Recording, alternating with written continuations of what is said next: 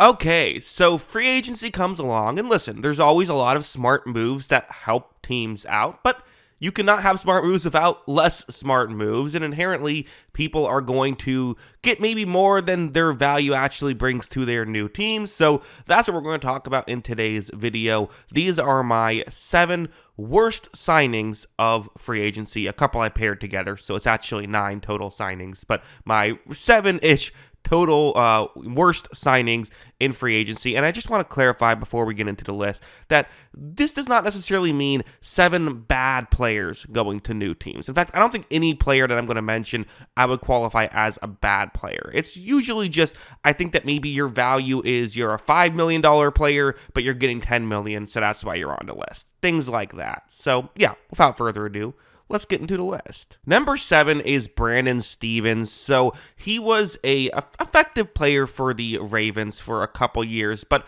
was never a star. And in fact, last year was really a liability. Again, if you like PFF grades, he was the 100th graded player out of 116 players. But even forget about that. He was someone who, teams would attack. I think teams would make an effort to throw at, and part of that is just the rest of the Ravens defense is so good, he's the guy you should attack. But nonetheless, I think a big part of why the Ravens defense did take a dip, especially early on, was they were, teams were attacking Brandon Stephens. Now, I still think there is value in a player like this, but the Jets ended up giving him 3 years, $12 million a year. Now, only $23 million of that is guaranteed, so it's basically a 2-year deal with a third-year team option kind of thing.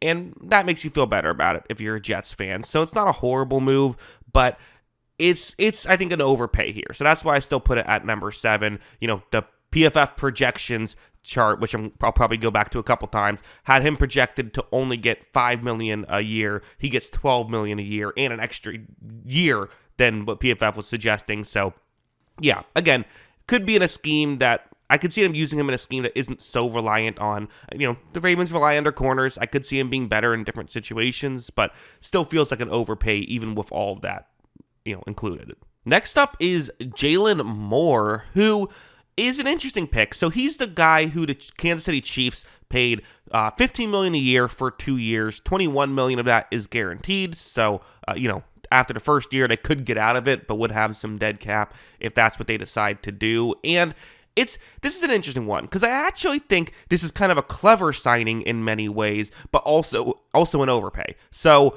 he's a player who has been a backup for the 49ers, but when he's come in, which has been over 200 snaps each of the past 2 seasons, he's actually played really well and really could be shown that he can be a capable left tackle. I will say, this doesn't always work out. Joseph Noteboom is a perfect example for me of the Rams, who he was a backup who had played really well as a backup. So then once Andrew Whitworth retired, they gave him a big deal to get him to stay with the Rams, and he ended up not playing well once he had to be the starter. Sometimes it is different coming in for a couple games versus being the full guy for the whole season when teams can game plan around you kind of thing. And I think especially when they let Joe Thuney walk, who is getting paid the same amount of money. Granted, listen, he's a lot older than Jaylon Moore. Jaylon Moore is only 27, but it feels like it's a risk. It's a gamble. It could work out great, and they could have a franchise tackle for a decade. That's an option on the table. Or this could blow up in their faces. And for the Chiefs, I'm not sure if they should be gambling at left tackle. Maybe you disagree, but that's why I put it on the list. That being said, listen, at least one of these moves is going to end up working out perfectly. I could easily see this one being one that, in hindsight, seeing a screenshot of this on the worst list could look bad, but as of right now, that's where I have it.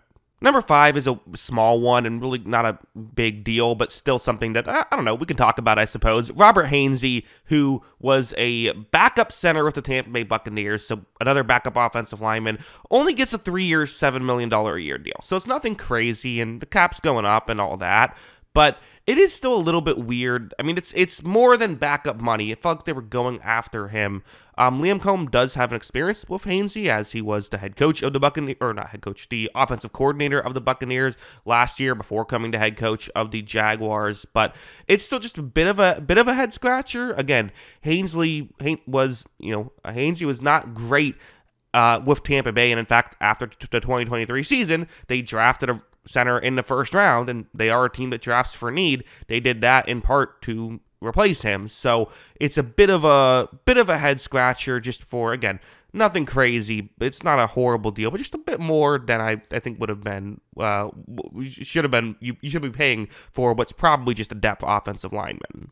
Next up, we have a couple of Carolina Panthers signings that I want to talk about as they go out and they sign a couple of players who, I want to be clear right off the bat, I like these players, and I think it's smart to add these players to your roster.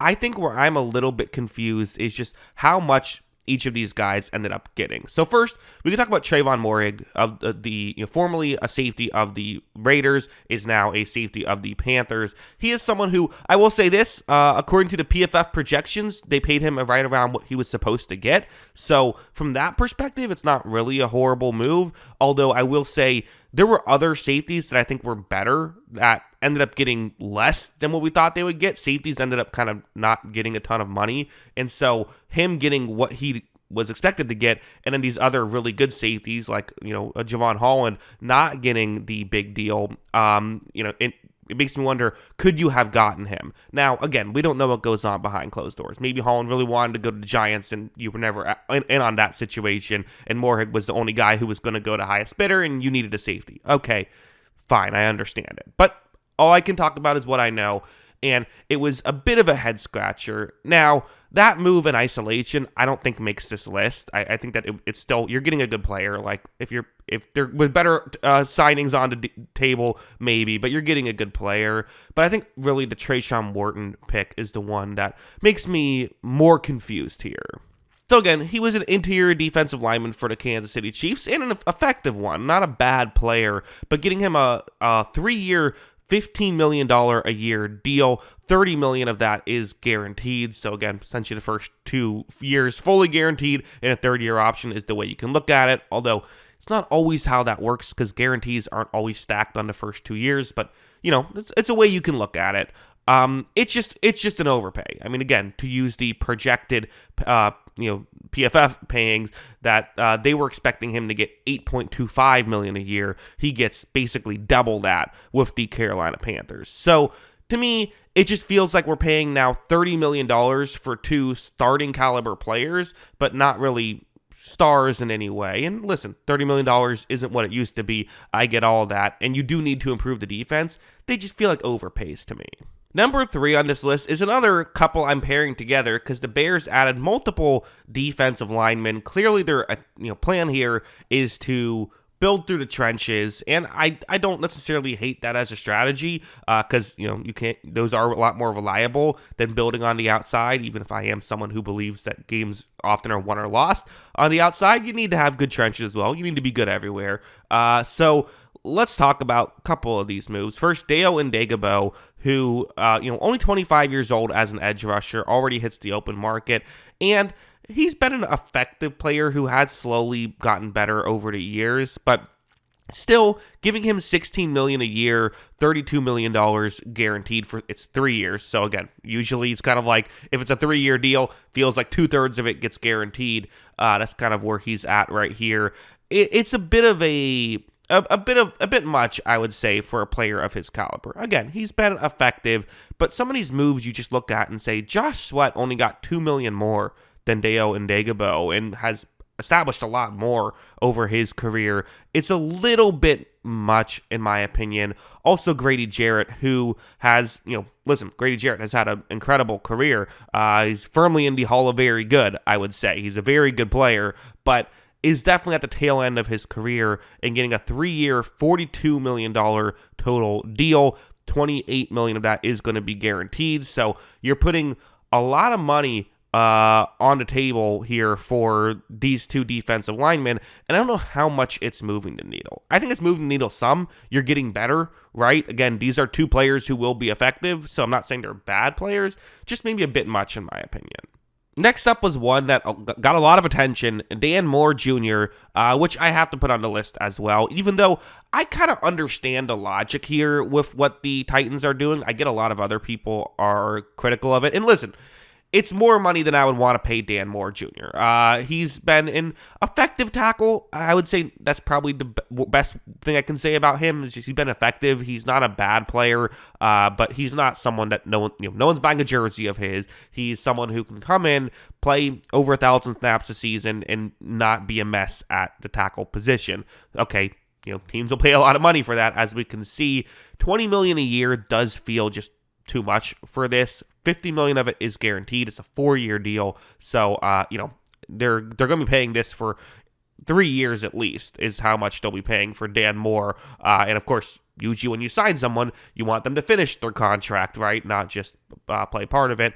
The reason why I'm going to be a little bit more forgiving of a move like this, which in a vacuum is a bad move, it's number 2 on my list, is because I'm assuming they're going to add a quarterback, and they're trying to get a good situation for their quarterback, and there just isn't like a great franchise tackle who's going to hit the open market, right? That doesn't happen. So even though, like, I understand that maybe you would like to go somewhere else. Like, I mean, you're looking at the top tackles on the list. Okay, Ronnie Stanley, he didn't hit the open market. The Ravens decided to sign him. Cam Robinson, to me, is very similar to Dan Moore Jr. You have Tyron Smith, who is, old and gets injured a lot. Like everyone has these risks. So, Alaric Jackson gets re-signed by the Rams, and then Dan Moore Jr. is next on the top players list. So I get it. That being said, it's still an overpay. It's a bad move. It has to be on the list, but it's a bad move that I kind of understand, if that makes sense. And number 1 on the list, Javon Kinlaw, who, it's just a surprise to me. It's just a surprise that he got a 3-year, $15 million a year deal. It's $30 million of it is guaranteed. Again, just something that I think was a bit of a shock for me, as I feel like the Commanders, who have all this cap space, I would have liked to see them use it on a player that I think could have helped more. Now, I want to be clear. Jets fans talk about Javon Kinlaw as if he was unplayable or just a bad player. I think he's an effective player. And in this specific situation, he's a very good pass-rushing interior defensive lineman. He's not good in run defense. It just is what it is. People, for whatever reason, some people defending the move are saying, oh, well, he's a great run defender. He is not. I watched a lot of his tape. That is not where he shines. He is an effective enough pass rusher on the interior, but again, it just feels like a lot of money for me, and it almost feels like one of those moves that this happens where guys who were first round picks just seemingly get more money in free agency than guys who weren't, even if the value is roughly similar. It almost makes me wonder if there's some of that going on here. I don't know, but wasn't a move I would have done, but hey, it could work out. Ultimately, all these GMs know a hell of a lot more about football than I do, but that doesn't mean I can't give my opinions on these things. So let me know in the comments below. What do you agree with? What do you disagree with? Always love hearing from ya. And of course, as always, thanks for watching.